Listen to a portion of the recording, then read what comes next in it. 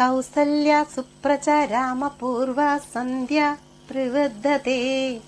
രാവിലെ എഴുന്നേൽക്കുമ്പോൾ അമ്പലങ്ങളിൽ നിന്ന് കേൾക്കുന്ന MS സുബ്ബലക്ഷ്മിയുടെ പാട്ടാണ്.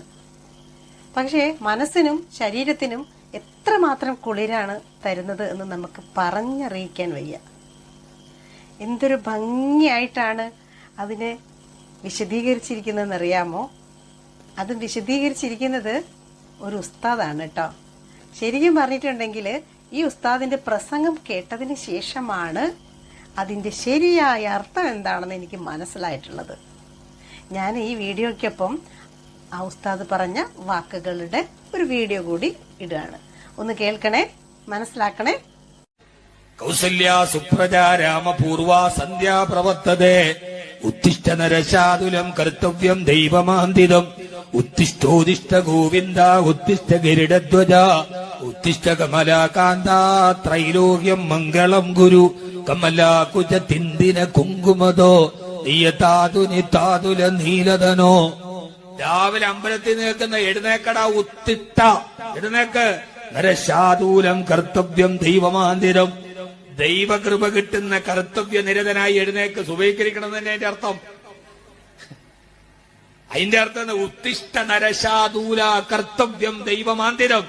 ദൈവപ്രീതിയിൽ കർത്തവ്യ നിരതനായി എഴുന്നേക്ക്. അസ്സലാത്ത് ഖൈറും മിനൻ നൗം. നമ്മുടെ നാട്ടിലൊക്കെ ഞാനിതൊക്കെ എന്നും കേട്ടതാണ്. അച്യുതം കേശവം രാമനാരായണം കൃഷ്ണദാമോദരം വാസുദേവം ഭജേ. ഇതൊക്കെ ഞങ്ങൾ കേട്ടു വളർന്നതാണ്. അത് കേട്ടു വളർന്ന ജനതയ്ക്കൊരു കുഴപ്പമില്ല. കേൾക്കാതെ വളർന്നവർക്കാണ് ഈ വർഗീയതയും മതവിദ്വേഷം ഉണ്ടാവുക. ഇതൊക്കെ കേട്ട് തരംപിച്ച ആളുകളാ. ഒരു മിക്സഡ് കമ്മ്യൂണിറ്റിയിൽ ജീവിക്കാൻ പറ്റല് വലിയ ഭാഗമാണ്. നമ്മൾ പറയും അവിടെ മുസ്ലിങ്ങൾ മാത്രമേ ഉള്ളൂ എന്നാൽ പെട്ടെന്ന് പിടക്കാവും. നമ്മൾ പറയും അവിടെ ഞങ്ങൾ മാത്രമേ ഉള്ളൂ, അങ്ങനെയല്ല. അവിടെ ഒരു മിക്സഡ് കമ്മ്യൂണിറ്റി ജീവിക്കും. നമ്മുടെ ഐഡന്റിറ്റിയെ നിലനിർത്തി അതിന്റെ ഒരു സുഖം വേറെയാണ്, അല്ലേ? അല്ലേ? എന്തിനാ ഈ വർഗീയത എന്ന് പലപ്പോഴും ആലോചിക്കാറുണ്ട്. നമ്മളുടെ എല്ലാ മതങ്ങളിലും പറഞ്ഞിരിക്കുന്നത് ഒരേ കാര്യങ്ങളാണ്, ഒരേ ആശയങ്ങളാണ്. പ്രാർത്ഥിക്കുക, സമാധാനത്തോടു കൂടി ജീവിക്കുക, മറ്റുള്ളവരെ സഹായിക്കുക, കൂടെ നിർത്തുക, കുശുമ്പും കുന്നായ്മയും ഒഴിവാക്കുക, അങ്ങനെ ഒരുപാട് ഒരുപാട് ഒരുപാട് കാര്യങ്ങൾ എല്ലാ മതഗ്രന്ഥങ്ങളിലും ഇത് കൃത്യമായിട്ട് എഴുതി വെച്ചിട്ടുമുണ്ട്. നമുക്ക് നമ്മളായിട്ട് ജീവിക്കാം.